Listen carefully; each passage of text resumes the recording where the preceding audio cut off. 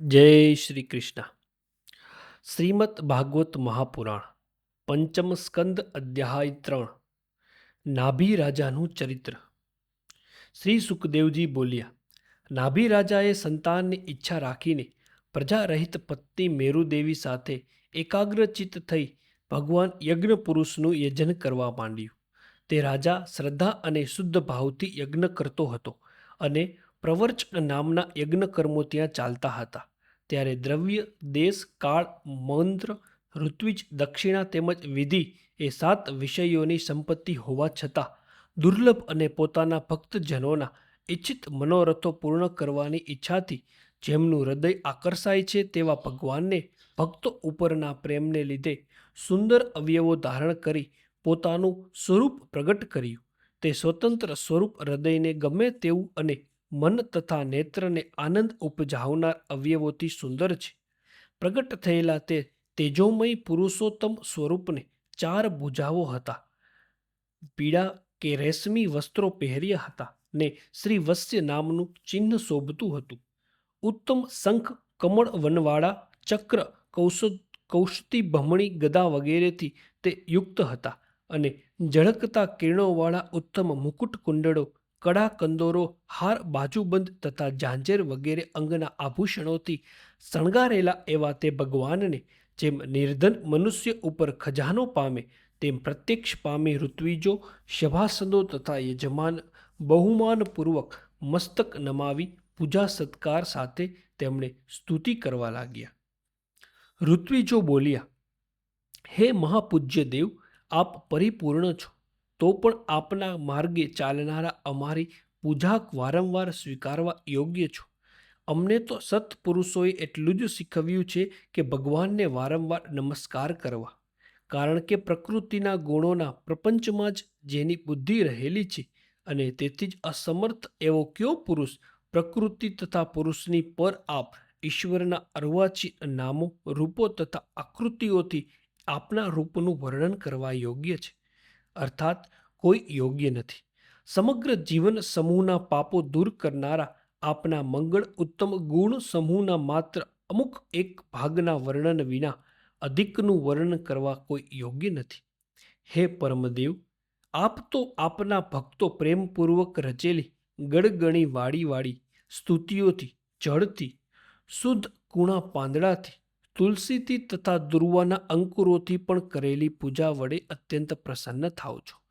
એમ ન હોય તો આ પુષ્કળ પૂજા સાહિત્યથી ભરેલી આપની આ યજ્ઞરૂપ પૂજાથી પણ આપનું યોગ્ય પ્રયોજન એમ જોતો નથી, કારણ કે પોતાની મેળે હંમેશા એક ધારા અતિશય પ્રગટ થતા સમગ્ર પુરુષાર્થો જ આપનું પરમાનંદ સ્વરૂપ છે।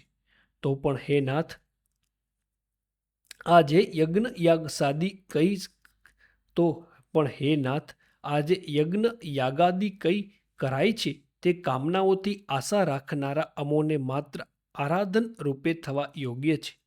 હે સર્વોત્તમ પરમ પુરુષ, અમે મૂર્ખાઓ અમારી મેળે અમારું પોતાનું પરમ કલ્યાણ સમજી શકતા નથી, તેથી આપ અત્યંત દયાથી પોતાના મોક્ષ નામનો મહિમા તથા સર્વ કામનાઓ અમને આપવાની ઈચ્છાથી પોતે અપૂજિત છો, છતાં પોતાની મેળે જ પૂજાની ઈચ્છતા રાખતા હોય તો એમ અહીં પ્રગટ થયા છો।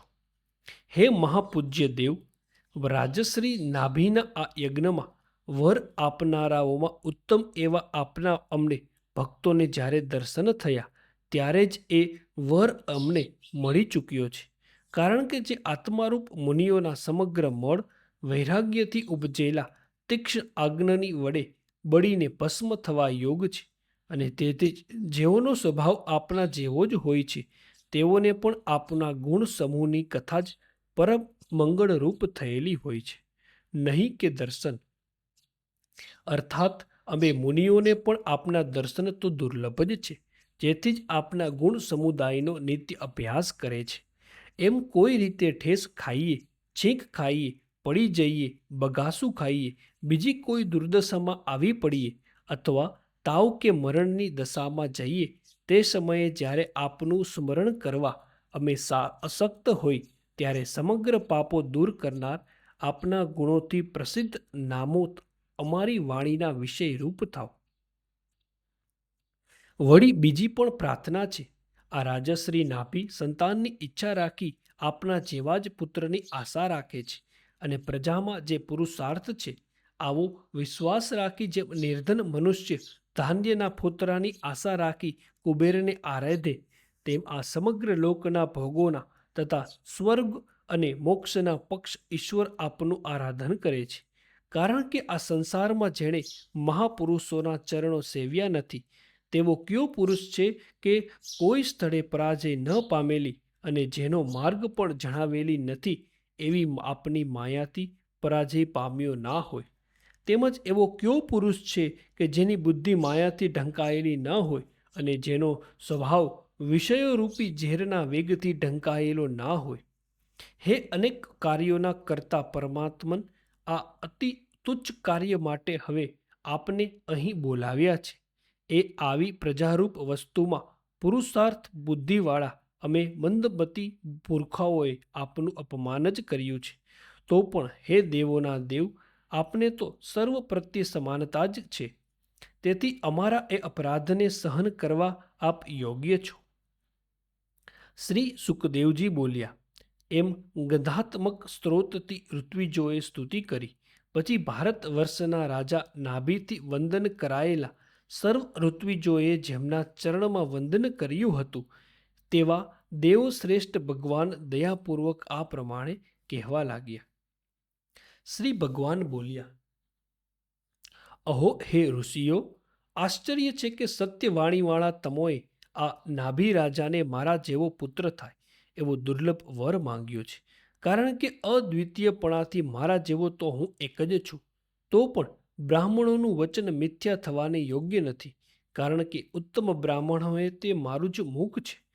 માટે મારા સરખો બીજો કોઈ મને મળતો ન હોવાથી હું પોતે જ અગ્નિધ્રના પુત્ર નાભી રાજાને ત્યાં અંસલ કલાથી અવતરીશ. શ્રી સુખદેવજી બોલ્યા. મેરુ દેવીના સાંભળતા તેના પતિ નાભી રાજાને કહી ભગવાન અદૃશ્ય થયા. હે પરીક્ષિત રાજા, એ રીતે તે યજ્ઞમાં મોટા ઋષિઓને જેમણે પ્રસન્ન કર્યા હતા તેવા ભગવાન નાભી રાજાનું પ્રિય કરવાની ઈચ્છાથી તેમજ દિગંબર અવસ્થામાં રહેનારા તપસ્વીઓ, જ્ઞાનીઓ તથા નૈષ્ઠિક બ્રહ્મચારીઓ ધર્મ દર્શાવવાની ઈચ્છાથી શુદ્ધ સત્ગુણી શરીરધારી નાભી રાજાની રાણી મેરુદેવીમાં અવતર્યા. શ્રીમદ ભાગવત મહાપુરાણ પાંચમ સ્કંદ અધ્યાય 3 સમાપ્ત. જય શ્રી કૃષ્ણ.